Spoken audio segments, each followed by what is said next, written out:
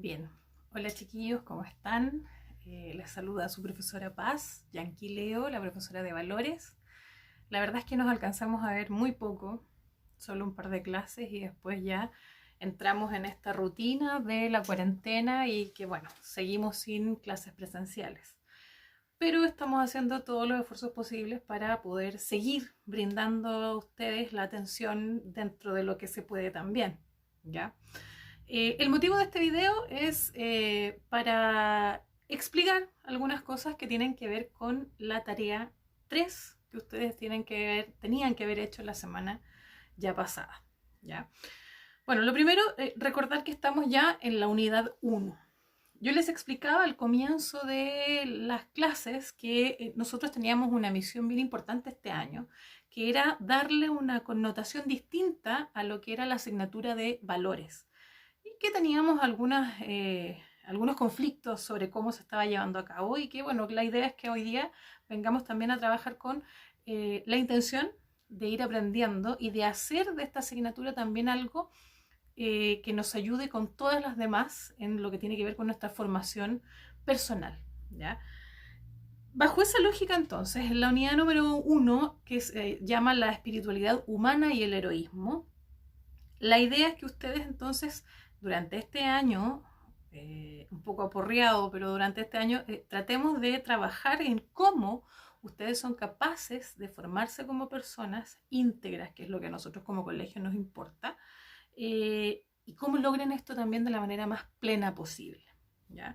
Entonces, la actividad consistía en que ustedes, primero que todo, tenían que leer una definición, la definición del concepto de lo moral. Y como dice ahí, se trata de un conjunto de creencias, costumbres, valores y normas de una persona o de un grupo social. Por eso es que nosotros a veces hablamos de entre un acto moral o a veces hablamos desde lo contrario cuando vemos que hay un acto inmoral, es decir, que no corresponde ni a esas creencias, ni a esas costumbres, ni a esa forma que uno acostumbra también. Entonces, la moral orienta acerca de qué acciones son correctas y qué acciones no lo son, qué es lo bueno y qué es lo malo que nosotros podemos hacer según nuestro entorno social también. ¿Ya? Y la primera parte de esta tarea, ustedes tenían que buscar unas definiciones. La primera de ellas era el concepto creencia. El concepto creencia, que uno la verdad es que lo aplica bastante seguido y es como bien cotidiano cuando nosotros hablamos de en qué creemos. Por ejemplo, sin ir más lejos, nosotros podríamos hablar de cómo la religión a nosotros nos sustenta en base a una creencia. Creemos que existe un Dios, creemos que hay un ser superior, pero no lo vemos. Sin embargo, creemos. Entonces, según la RAE, dice que una creencia es el firme asentimiento y conformidad con algo. Es la idea que se considera como verdadera. Yo creo en eso, por lo tanto, esa es la verdad. ¿Ya? Eh, y que se da por completo, por cierto. ¿Ya? Por eso digo que un muy buen ejemplo en este sentido es el tema de la religión, porque la religión nos atribuye a nosotros un significado a alguien o a un ser o a algo superior en el que creemos. O sea, damos por hecho que es verdadero. El segundo concepto que ustedes tenían que buscar era el de costumbre. Y decíamos que la costumbre, según la RAE, es el hábito, es el modo habitual de obrar o proceder establecido por la tradición o por la repetición. Por ejemplo, yo tengo la costumbre de lavarme las manos antes de almorzar. Es una costumbre que a lo mejor no todos la tienen. Entonces, pero está dentro de las tradiciones. Por eso más adelante yo decía, ¿qué costumbres a lo mejor ustedes pueden tener como familia? ¿Ya? Pero eso lo vamos a ir revisando. Entonces, costumbre es algo que nosotros hacemos por hábito, habitualmente. ¿Ya? Después teníamos el concepto valores, que de alguna manera ya lo habíamos conversado cuando hablábamos de la introducción a la asignatura en las clases, en las poquitas clases que tuvimos. Y veíamos que el concepto valor es la cualidad o el conjunto de cualidades, ¿cierto?, por la que una persona es apreciada o bien considerada, el valor que yo tengo frente a los demás. También podríamos entenderlo como la forma en que a nosotros nos ven los demás, ¿ya?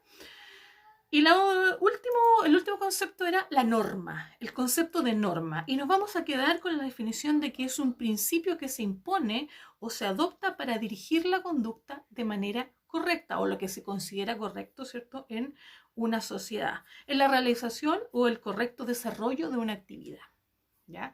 Por lo tanto, tenemos estos 4 conceptos, que eran creencias, costumbre, valores y normas, y ustedes tenían que, en el paso ya 3, en la parte 3 de su tarea, decía que tenían que compartirlas con su grupo familiar, conversar, si podían ellos incorporar algún tipo de complemento a la definición que ustedes ya están presentando, y después ya tenían que ustedes buscar ejemplos en su núcleo familiar sobre cómo viven las creencias. ¿Qué creencias hay en sus familias? Por ejemplo, no sé, yo recuerdo a mi abuelita. Mi abuelita decía que si estábamos en la mesa y yo le pedía el salero, ella me lo tenía que dejar sobre la mesa. ¡Pum!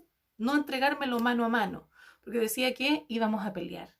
Con eso ella creía que en una historia, en un significado de cómo a través de entregarnos algo, tenía que cumplir con cierta norma para evitar que se cumpla esta creencia de que podíamos pelear, por ejemplo. O qué costumbres tenemos. Nosotros por costumbre, por ejemplo, en la familia acostumbramos a no usar zapatos dentro de la casa, sino que usamos pantuflas. Es una costumbre, es el hábito familiar. O, por ejemplo, una norma, los ejemplos que yo daba en la tarea, la norma principal, una norma fundamental en la casa, por ejemplo, los papás deben decirlo mucho, es que los niños se acuestan a las 9 de la noche, ejemplo. O el concepto valor, el valor del respeto, dice, aquí es lo que más vale, porque nadie interrumpe cuando otro miembro de la familia habla, ¿ya?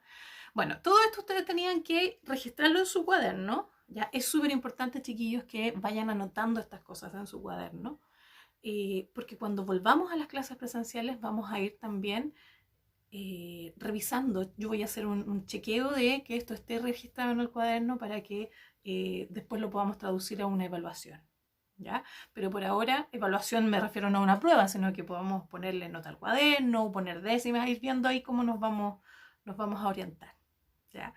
Espero que estén muy bien, que les haya ayudado esta explicación y bueno, cualquier duda, ustedes ya tienen mi correo, profesorapazyanquileo@gmail.com.